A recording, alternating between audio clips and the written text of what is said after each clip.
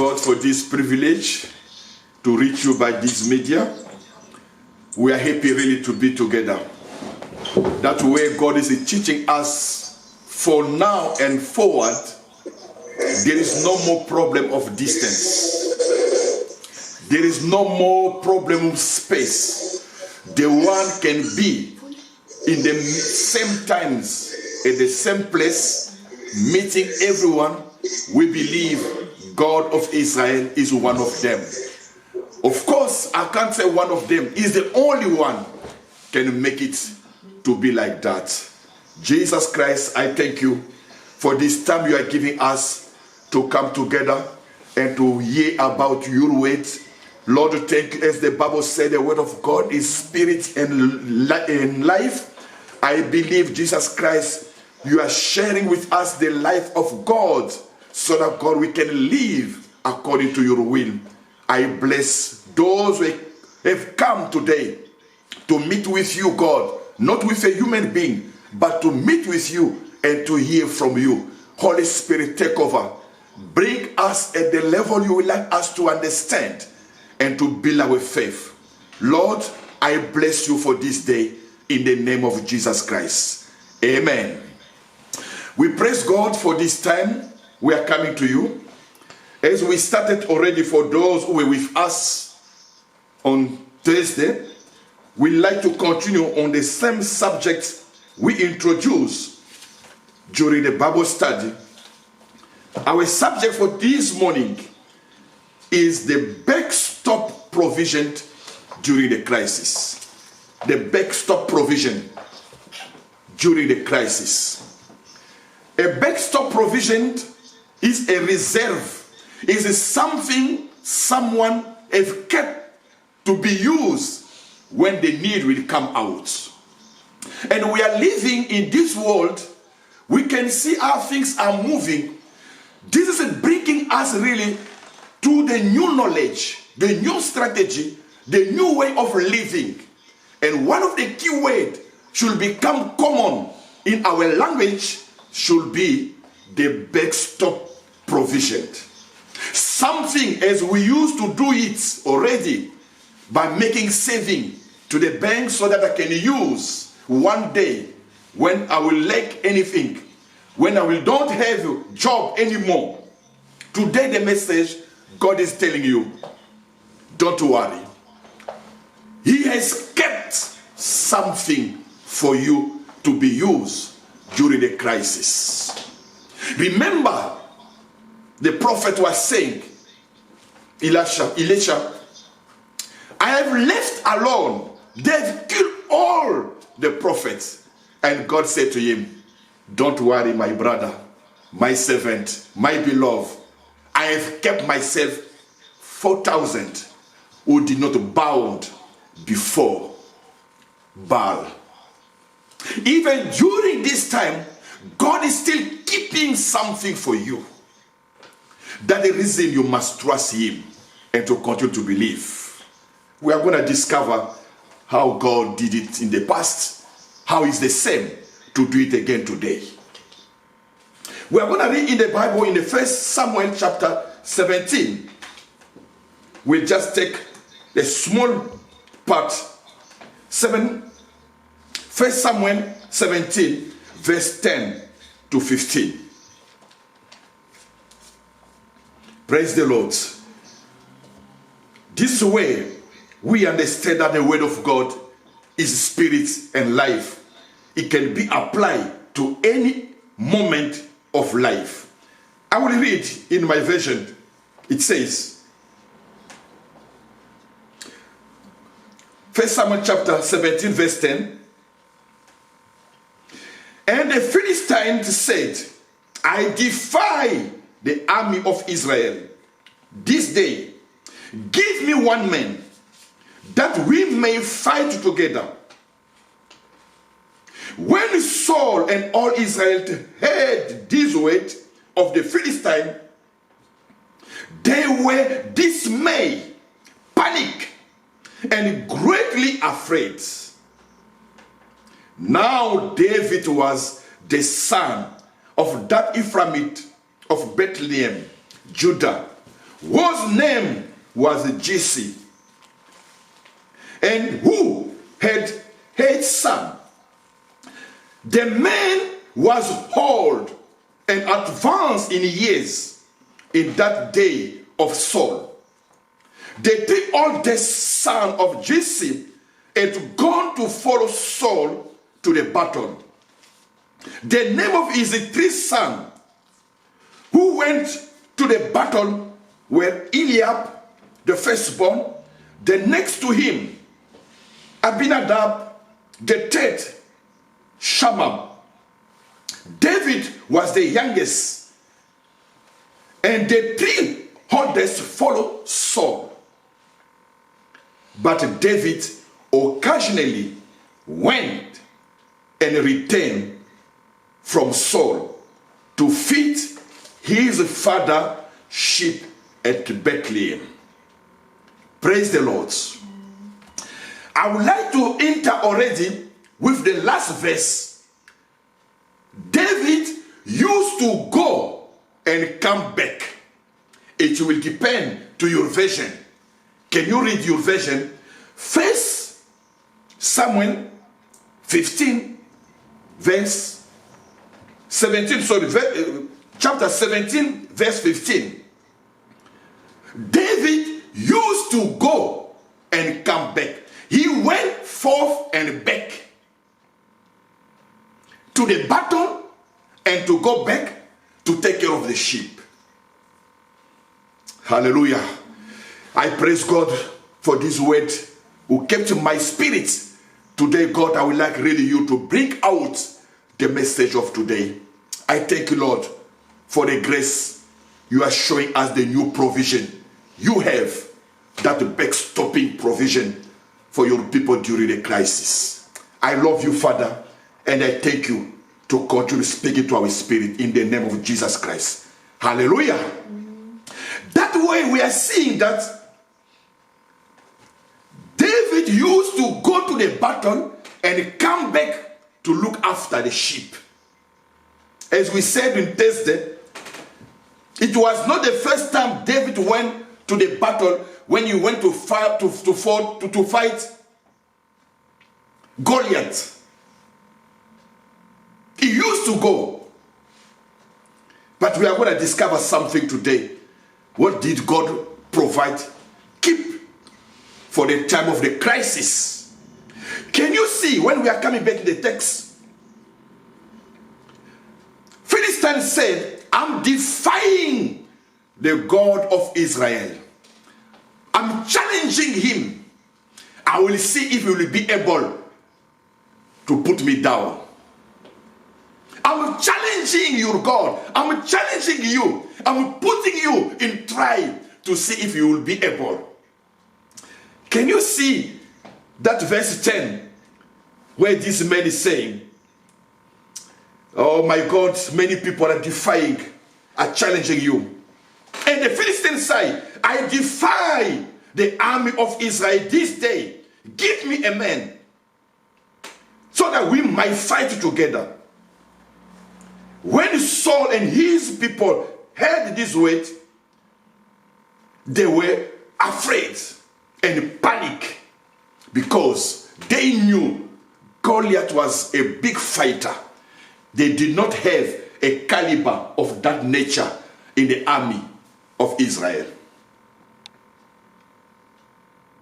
And the Bible continues to say, when we did not read somewhere down, Goliath spent 40 days continuing, threatening, intimidating Israel people to say, bring me one.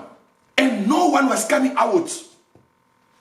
They were all panic because they knew how was Goliath. 40 days, no one was coming out. But during 40 days, God was preparing someone. That's what we say last time. When you are weak, you are not seeing anything. In the meantime, God is not sleeping. When you are crying, when you are suffering, God is preparing the recovering. God is preparing the best stop. God is preparing something will come out and show that he was aware of your situation. Today, we like to focus on verse 15. He was going and coming back. That's where we are going to discover the provision of this new crisis coming again up. God has got a provision. But let me first give you the background of David's ministry. You know that David came in when Saul disobeyed God, the first king of Israel. He disobeyed God. God sent him to kill all the enemy. But when he went there, he kept for himself some sheep. And he said, this one is very nice. I will not like to kill them. I will keep it to sacrifice to God. He thought by saying, I will sacrifice to God, it will please God because he brought to God. You know, sometimes people can say, I can do anything wrong. Unless if I can bring the offering, I can bring the tithe to God, God will forget how did I get money. That is not the case. If God say it is wrong, it is not good to lie, even you go and lie and get money, that money is already bad for God. He will not accept even your offering. And God decided to say, Saul, you are no longer my servant. And Samuel the prophet continued crying, God, why did you do this? He's a good man. In your own reading, you can go in 1 Samuel chapter 16, verse 1 up to 2. God responded to Samuel, why are you continue crying? Come and see, I've already prepared a new man according to my heart. After my heart, that man will take over. That's where David is coming in. And he's sending him to the family of Jesse. When Samuel arrived, as you know the story, he did not see. He thought the firstborn, he was tall, he was big, could be the one God appointed.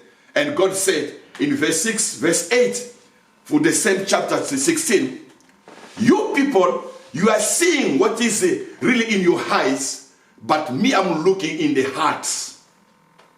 I have rejected him. And there is not among them someone I have chose to be. And David came. Someone asked, you don't have anyone else? Because I can't believe that God has misled me. No. Yes, I have just the small one. Even they forgot him to put in the list among the son.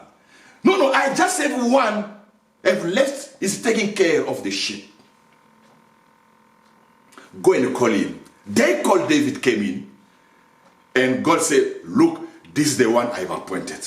And the Bible said, the prophet anointing him oil to show that he was the one who was appointed. And the Bible said, at that time, the Spirit of God came down and dwelt in him. Praise the Lord. From that stage, things started now to move at the level we are going to learn today. David became the backstopping provision during the crisis.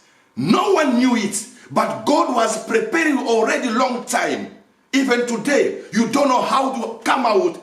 God already prepared a plan. God already prepared a provision to take over, to cover, to recover you, for you to believe that God exists. And we saw on Thursday that when they were crying, David came and said, don't cry, I can fight him. He's coming with the sword, but me will come with him with the word of God, in the name of God. And we discovered that when this enemy was continuing defying God, God was not sleeping, he was preparing. Let me go far away. Today, David was the one who was coming to the battle, was going back.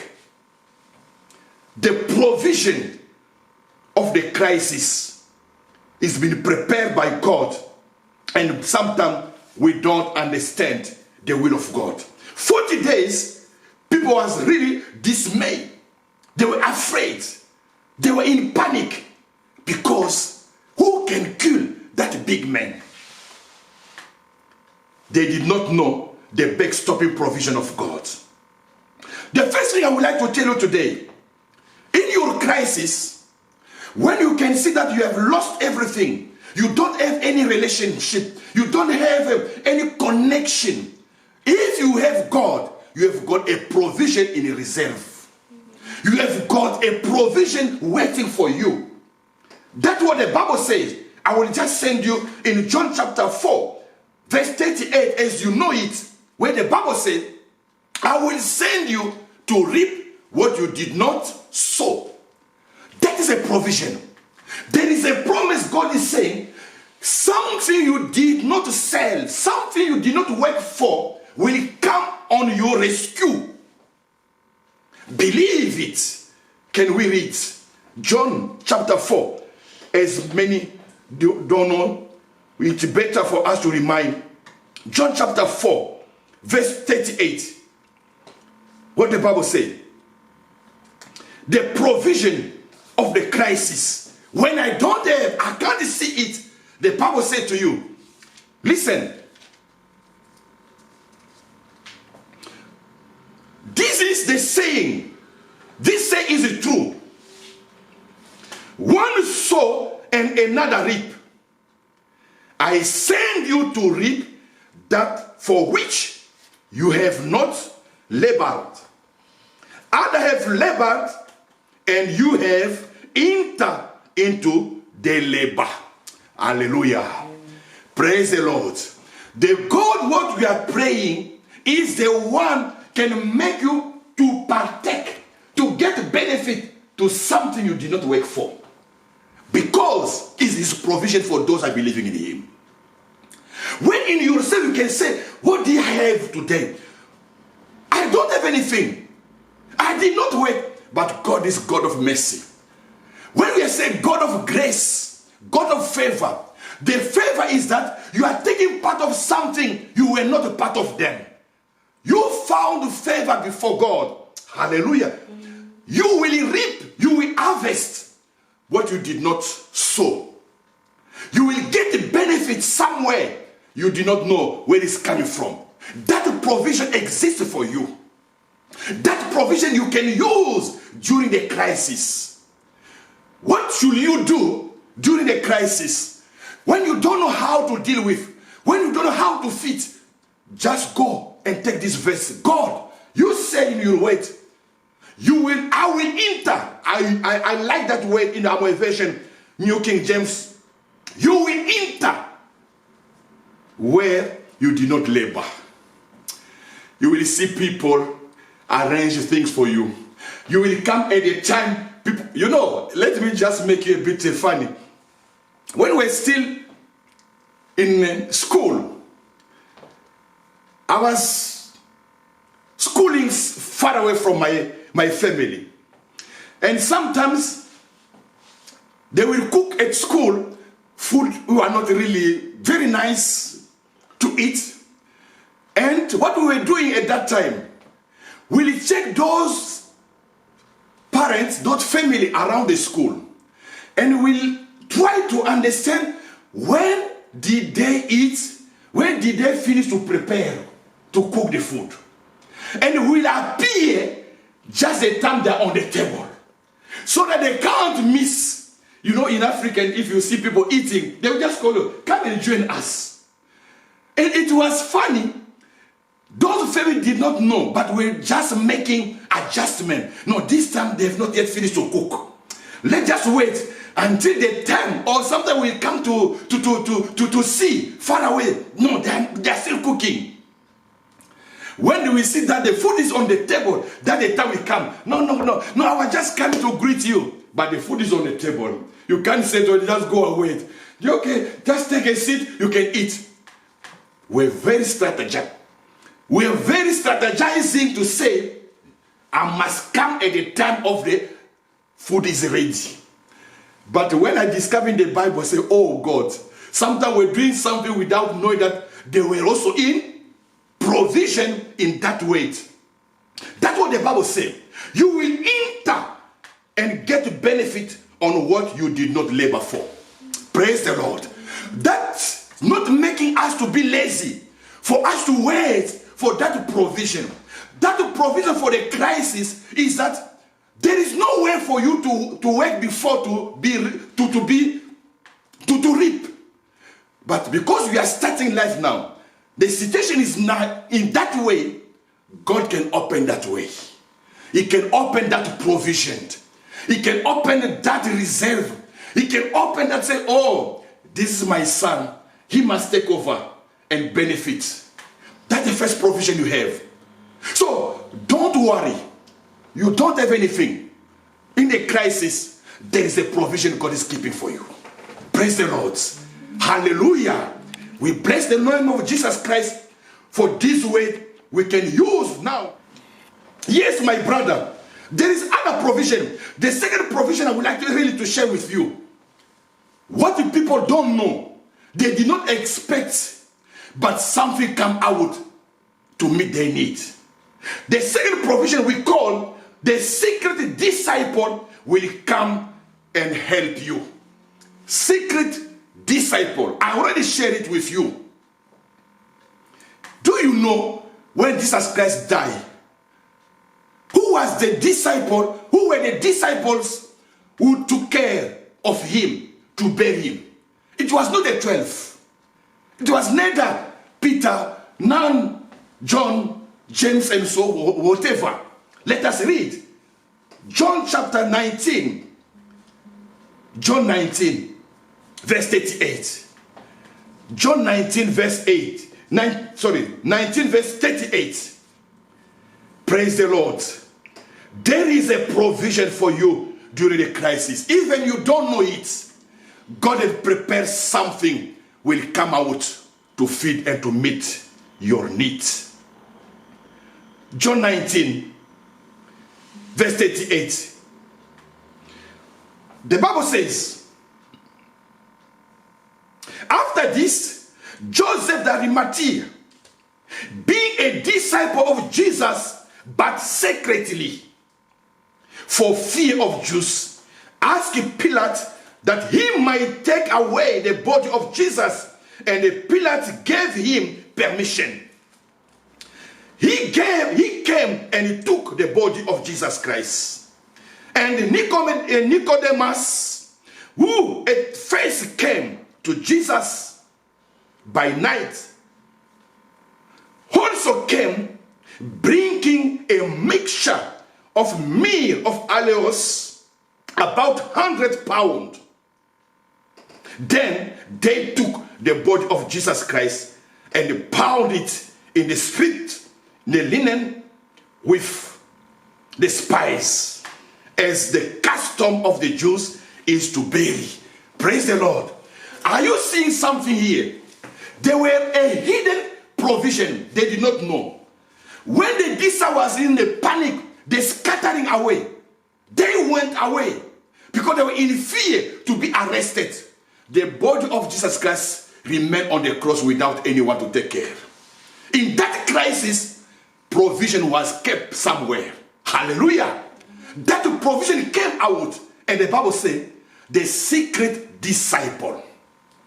You don't know. Maybe you did something to someone, but yourself you can't remember it. You don't know. You taught someone, you preached someone once, and that person got the salvation, got the word, and he went away, far away from you, never meet him again. It can become a provision for you one day.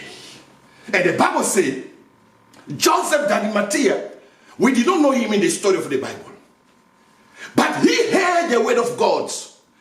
He took a decision. He was continuing following Jesus Christ.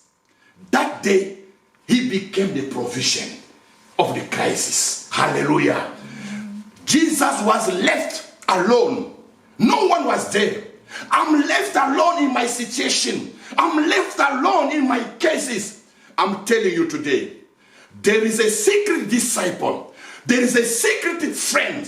There is a secret relative. There is a secret whatever you can have will come out. Maybe when he will remind you, you will not understand. I can't get you. What are you saying? Do you remember that day, that year, when you came, you was the one? I can't remember. You saw somewhere, but you forgot it. It became for you a provision. What are we saying today? Do something good even to someone you don't know. That person can become for you a provision one day. Hallelujah. My friend, my brother, my sister, this is the word of God. He's encouraging us today not to lose faith, not to give up, not to be really in trouble. He can do something no one can believe it. Someone maybe I met once, 10 years already, that person can come back. God can put it on my way to meet with me. Jesus Christ received services from those secret disciples. No one knew them before, but they were there. So today, I'm really happy to hear this good news, this revelation. Even people who are preaching are not following us in the physical meeting, but where they went and they continue to believe because they heard the word of God, one day they will come back. Not really to pay me back, but to say, God, I thank you because I'm a Christian because of that pastor, because of that servant, because of that brother, because of that sister. Maybe you are saying that you are doing nothing. That visit you are paying to someone. That prayer you are doing for someone. That sharing you are doing to someone. You are already blessing yourself. One day, those people will be the provision for your life. And I'm believing God is the same. He did with Jesus Christ. Can you imagine? Because those who was around him, they were enemy. They could not take care of his body. But his body was supposed to bear so that he can raise up. Other people could say, no, he did not die. That's the reason he came up. He was just in syncope and he came back. The secret disciple. What are you doing to the people you don't know? Do you know that those people can be your provision? Do you know that anything good you are doing can come back to you later on? Second provision, the disciple, the secret disciple. Something you are doing without knowledge, tomorrow God can use them. As he did with Joseph and Nicodemus, the one who went to see Jesus Christ at night. He kept fellowship with Jesus Christ. And he bought the perfume and brought to bury the body of Jesus Christ. During the crisis, God raised up something from nowhere. That provision is for you. If you believe in the God of the Bible, it can make it also to happen to your life. Praise the Lord. Hallelujah.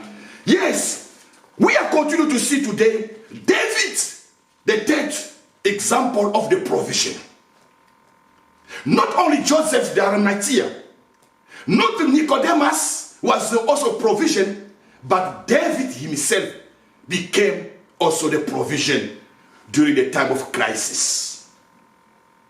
The lay servant, in verse 15 where we are today, he used to go forth and back from Saul's place to take care of his fathership. What is the lesson I was receiving from this verse 15? The lay servants. Do you know the lay servant? The lay servant are those servants are not, okay, people will call them not full time, but they are serving God. Like everyone in our place, everyone has got his own duty and is combining his work with the ministry. In English language, they call them the lay servant.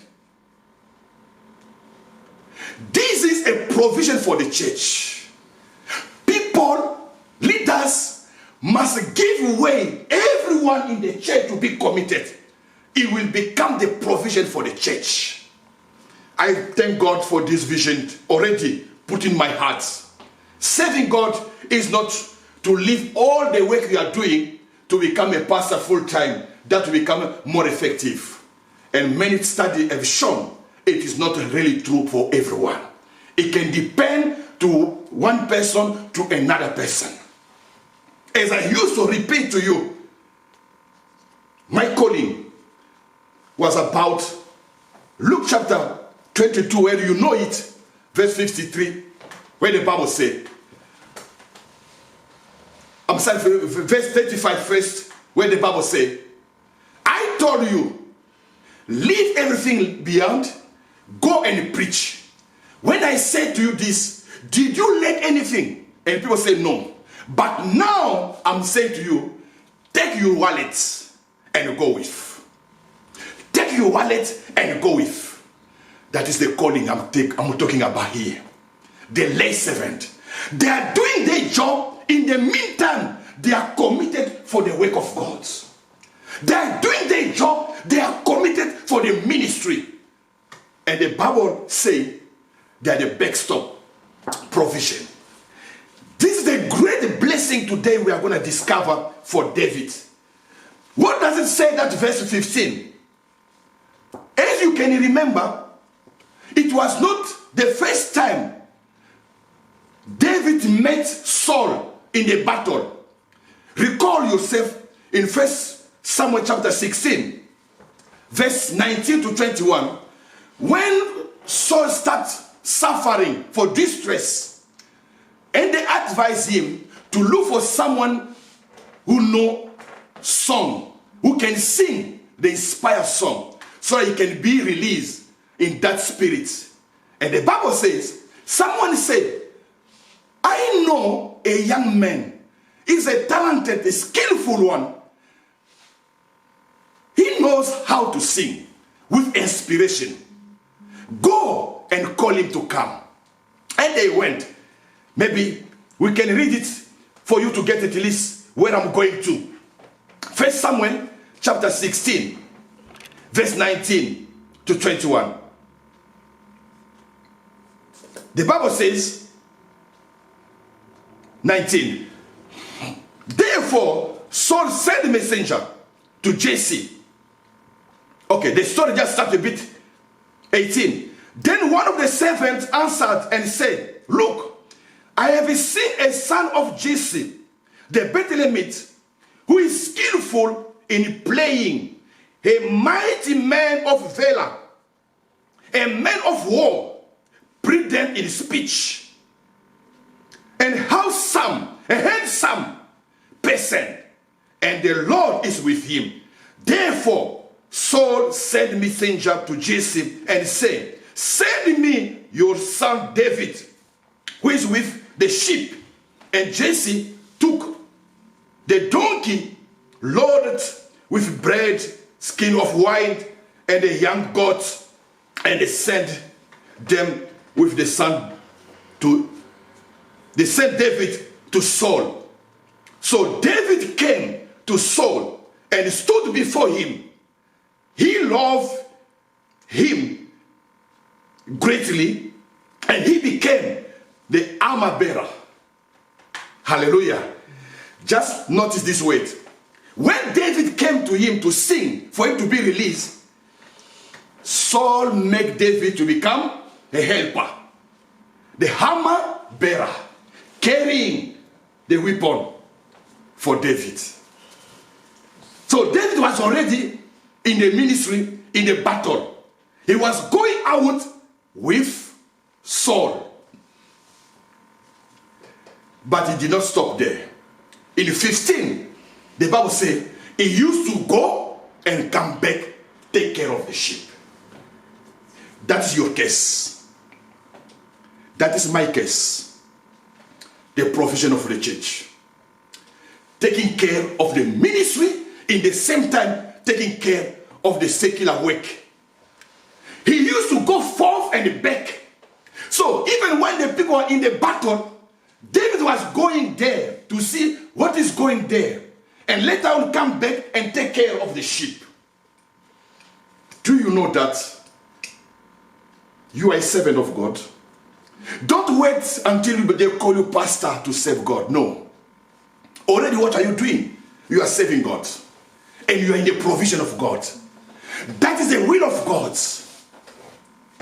Today, in many countries, if you present yourself as a pastor, they will not take you seriously.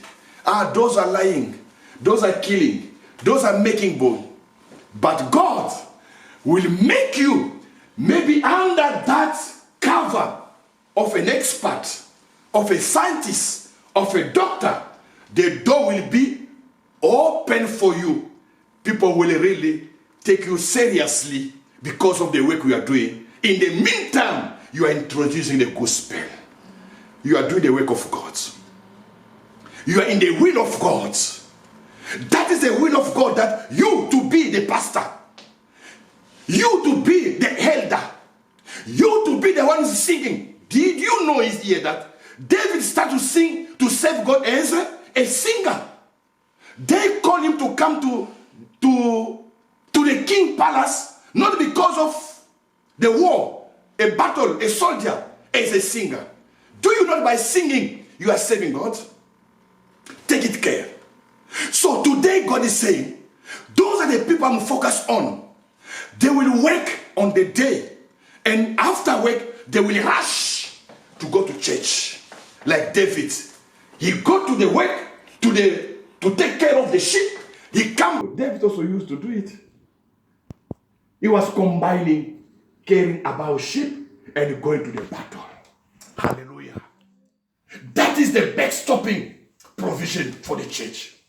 Those professionals in mission, those professionals, God is using them to make the church to progress and to be fit as you are doing.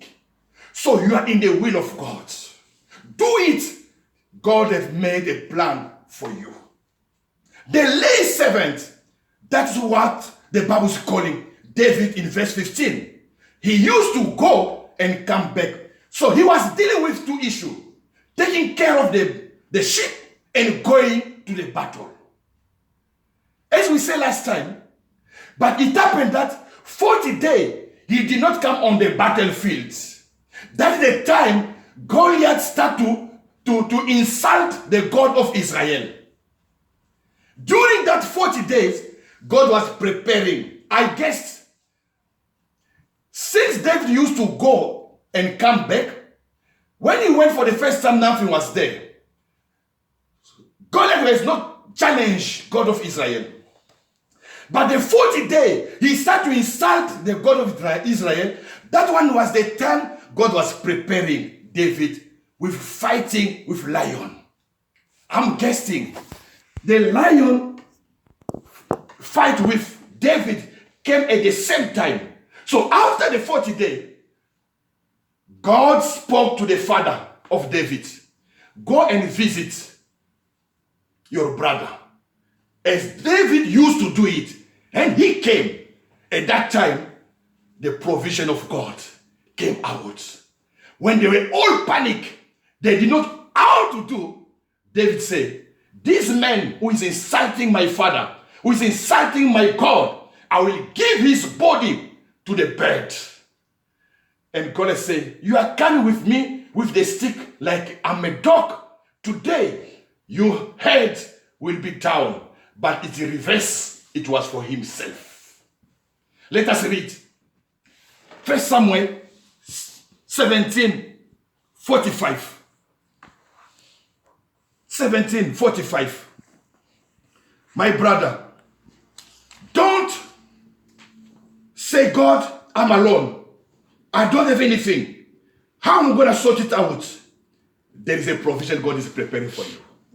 Even 40 days, 4 years, 14 years, whatever the time can be, God is preparing someone to come back and to fight for you. 17:45. Hear what the story says.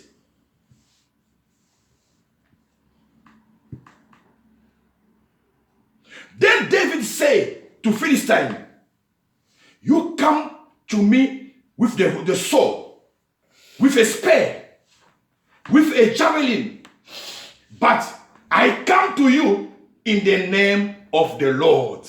Hallelujah. That's the secret. You are coming with you with the weapon. Me, I'm coming to you with the name of the Lord. Today, what are you going to discover? Listen.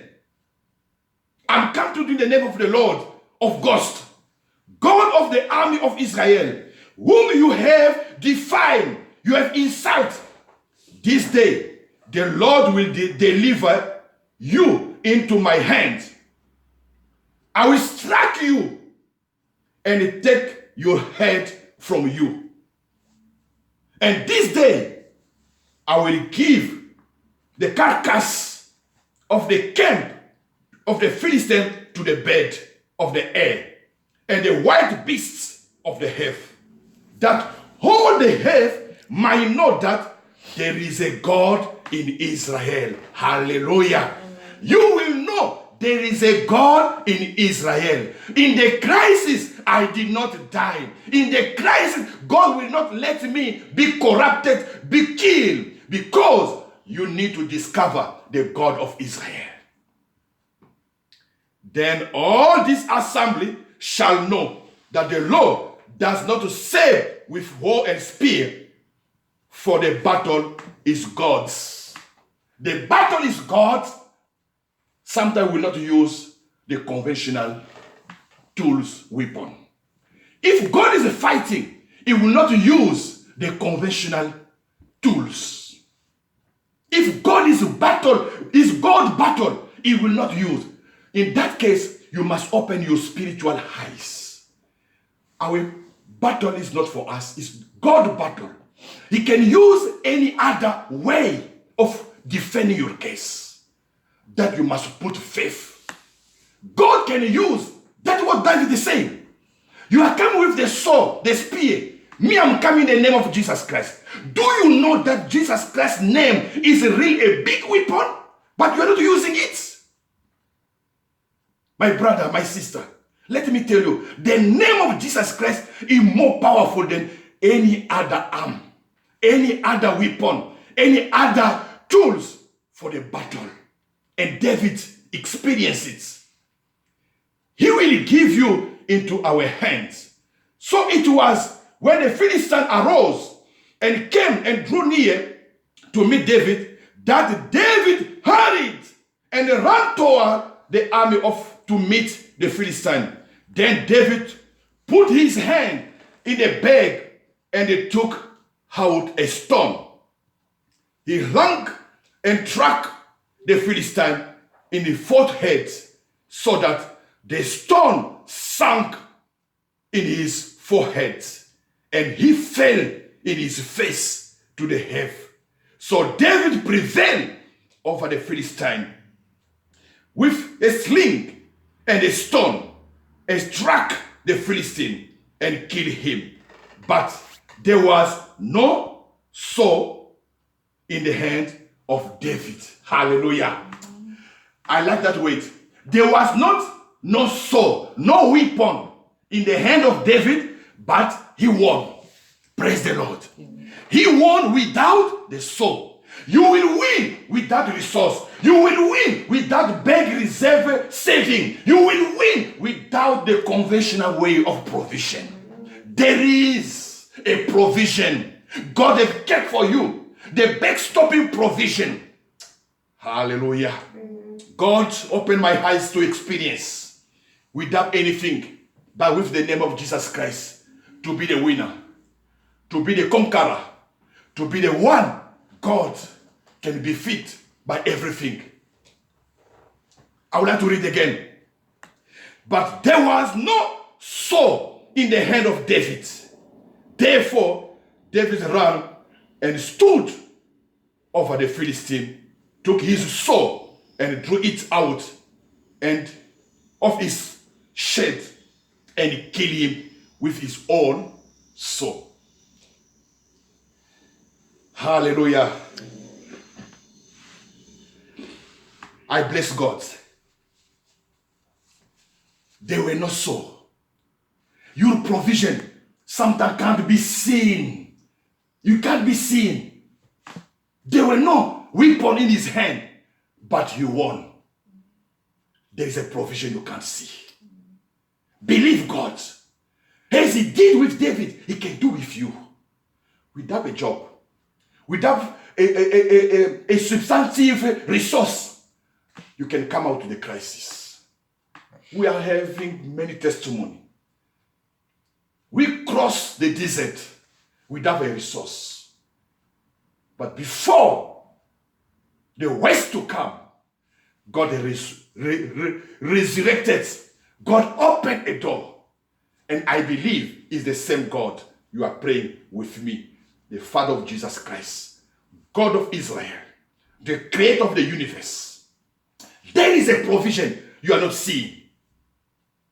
Because God of David is the same God you are praying, and me, I'm praying. Do you know the lay servant, those are taking care of the sheep, and they are taking care of their body or waiting for something. God is giving them more resources than those can be called full-time. I'm not against full-time. It depends to the calling. I'm just focused on what God was speaking to me. The provision of the crisis is those professionals I will raise up to send to my work for them to do it. You are one of them. You are the provision of God. Don't say there is no more pastor in this church. You are there. That's the reason pastor is not there, for you to take over. Do you know Paul, the biggest apostle? I can call him, even himself called the least of the apostle. He did a lot. He was not take up any offering for himself. He was not living on the tithe. He was working with his hands to build a tent, to feed himself, and to do the ministry. And he was not worrying. He was not complaining. If God had opened you that way, you are the provision. That's the reason God sent you to work for him. As he did with David, going back and forth, looking after the sheep and coming to the war. He was doing it, and the favor of God was over his life. My prayer this morning, all the professionals who are doing the work of God to receive the anointing of David, was dealing with the sheep, in the meantime was dealing with the war, to be a soldier carrying the weapon of the commander. And God used him when I was reading this morning, Spirit was leading me to say, do you see, God did not choose among those soldiers well known in the army of Israel. He chose the one who was not visible to everyone. We can even say the one was part-time, because sometimes he was dealing with the sheep and sometimes he was coming to the war. The one who was part-time, that's the person God used. Amen. God is going to use you. You are not part-time. That's for the human being. Even when you are working for God. Isn't it? Before you to start anything, you are praying God. God is with you. That is the message for today. The lay servant are the provision for the church. During this time, if they refuse us to meet anymore, you are the lay servant in your house. Stand up as a father. Stand up as a mother. Start preaching your kids. You are really anointed to do it. When Satan is seeing that these people are no longer gathering, I will kill the church, God is raising the new calling. Hallelujah. The new calling among the professional. The new calling among the children. The new calling among those that believe in Jesus Christ, for them to take over. And you'll be surprised the church will be still on and continue working for the God glory. Let me come down today. God provision during the crisis. The backstopping provision. What God have kept for you, but you don't know. God can let you take benefit where you did not work for. As John said, Jesus said, I send you to reap where you did not labor. It's a privilege. there's a provision for you. Call upon that provision. God, I'm not waking, but you said I will enter and eat a food I did not wake for. In the name of Jesus Christ, make that provision to come. In Jesus Christ's name. We said the second provision God is giving you. Those people you don't know anymore. Maybe you met them once. God is making them the provision in your life. The secret disciple. When Jesus Christ was left alone on the cross and the disciples scattering away, he was alone. God sent those former disciples. No, I cannot call them former disciples. Those secret disciples to come and to take care of the body of Jesus. Other version saying Joseph was a rich man. He was a rich man.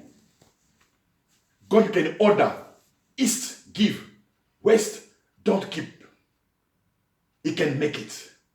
So today, continue to do good to anyone because you don't know who will come back to be your provision. They were the disciple of Jesus Christ, but in secret. In that day, when everyone was scattering, went away, those came back and took the body of Jesus Christ. If you are representing the body of Jesus Christ, there will be someone who will come and to take care of your life. There is a provision for your life. And the Bible says, the last 7, they are also provision. David, he was not among the soldiers, but he was going time to time. And God was preparing him as a recovering, as they want to rescue, as they want to give joy to the people. God did not choose among the well-known. The one people can say mid-time. That's the one God chose for this current time. I believe you are among them. You are a David of our generation today. You are a David of our generation, a David of our church. This church will continue because you are there. May the anointing of Jesus Christ through David to be the one keeping the sheep and dealing with the war, dealing with the work, dealing with the ministry. After work, you are there. You can wake up early so that you start with worship before to go to work. And after that weekend, you are in the choir for practice. The anointing of God is over you. And you are the one God will choose to make a difference in this culture, in this time, in this church. May the Lord make it for you to be the solution. When people are defying God, insulting God, may your life to be the one to stop them continue to insult the way God used David to use you and me for the glory of God in Jesus Christ's name. Amen. Amen.